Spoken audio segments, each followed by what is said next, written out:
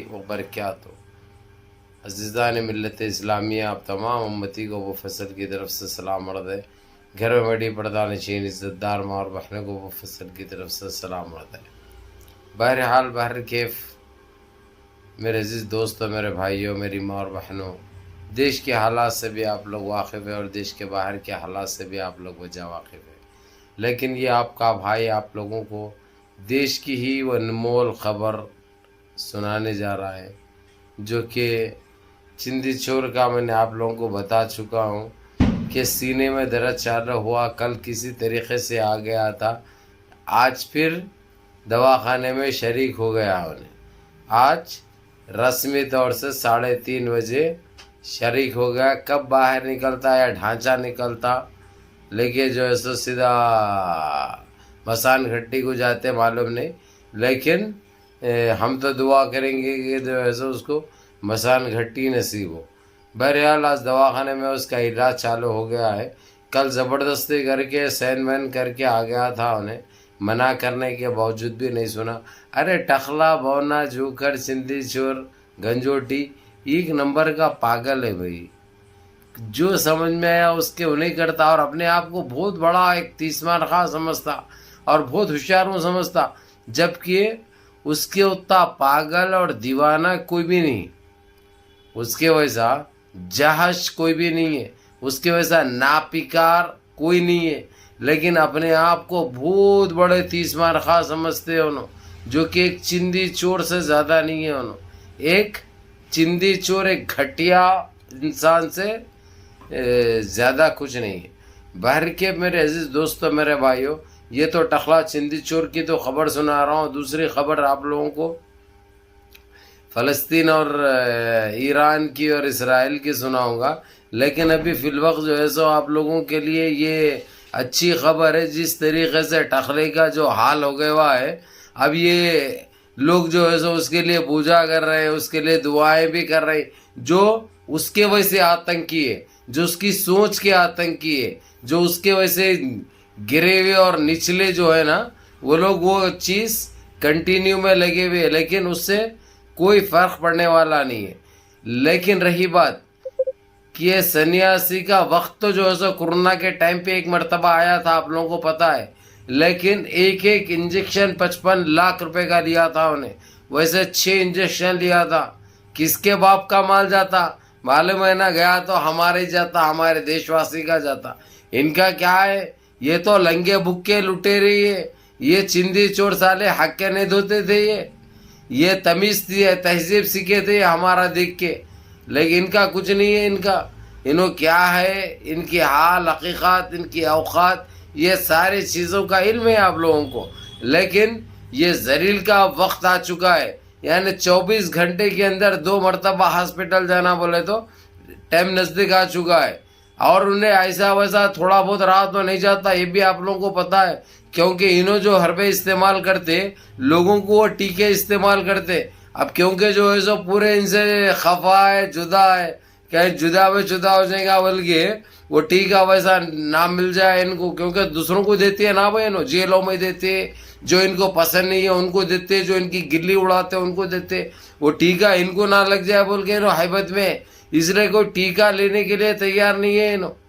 इन्हों कोई सुई टुबा लेने के लिए तैयार नहीं है। ये आप लोगों को बता दूं भाई, आप लोग बहरहाल पूरी देखो, वीडियो देख के जो है सो 4 दोस्त है आपको भी दिखाओ, क्योंकि गोदी मीडिया तो बोलता नहीं, क्योंकि बिकाऊ मीडिया है वो, उसकी गोद में बैठे हुए उसका सहलाए हुए इतिहास तो उन्होंने तो बोलने से खासिर रहे। जो कुछ भी मिलेगी आपको जो है सो आपका भाई बताएगा, भाई देगा।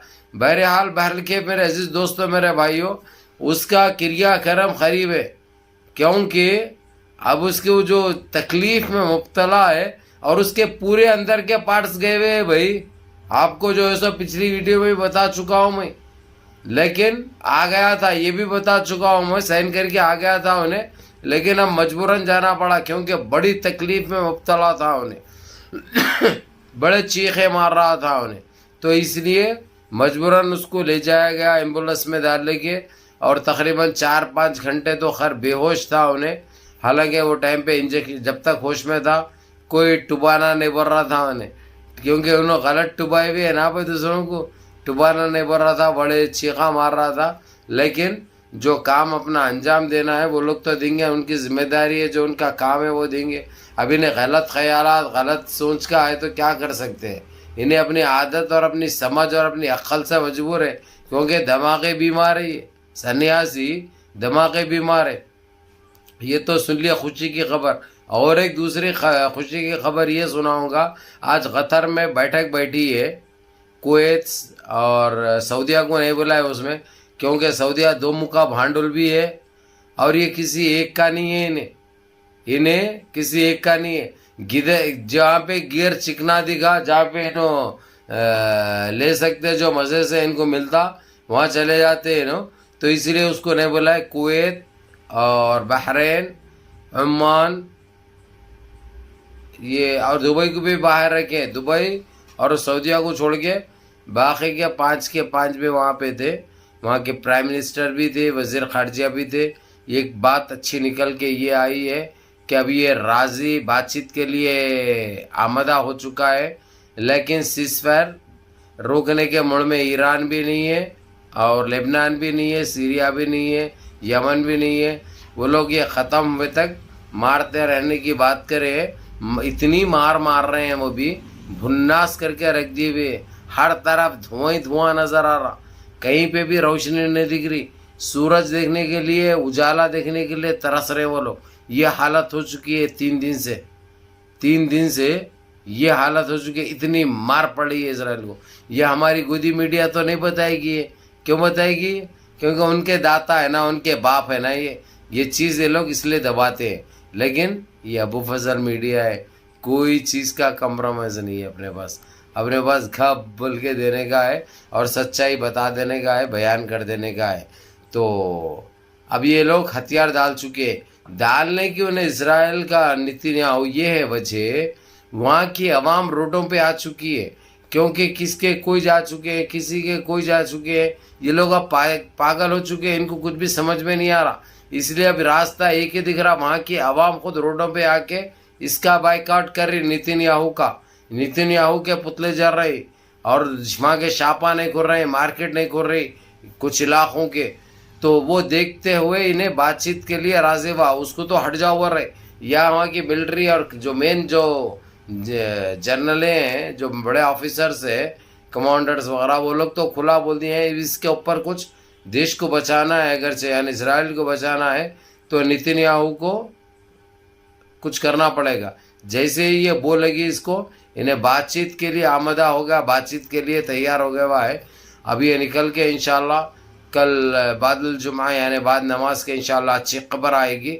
क्योंकि इमरजेंसी मीटिंग ये लोगों की बैठी है। कुछ भी एक अच्छा फ़ायदा फ़लस्तीन के लिए हो गया और फ़लस्तीन आज़ाद हो गया तो हम मुसलमानों के लिए बहुत अच्छी बात होगी। क्योंकि हमारे भाई बहन की मासूम बच्चे जिस तरीक़े से शहीद हो रहे हैं, वो देखकर हमारे आंखें रोंगटे ठहर जा रहे हैं। हम सिर्फ अल्लाह से दुआ कर सक रहे हैं, क्योंकि हम मजबूर है, कर तो कुछ नहीं सकते सिवाय दुआ कर सकते हैं, अल्लाह से मदद मांग सकते हैं, परवरदिगार से। तो ये वक्त आ चुका है इंशाअल्लाह ताला कि हमको वो भी ख़बर अच्छी सुनने को मिलेगी। मलऊन भी जाएगा, खबीस भी जाएगा इंशाअल्लाह। या अल्लाह मुनज़्ज़म रहिए, मुत्तहिद रहिए, अपनी सफ़ों में इत्तिहाद बरकरार रखिए, नमाज़ों की पाबंदी करिए, माँ बाप की खिदमत करिए, बड़ों के काम पे अमल करिए और अपने इस भाई को भी दुआ में याद रखिए। अस्सलामु अलैकुम व रहमतुल्लाहि व बरकातहू।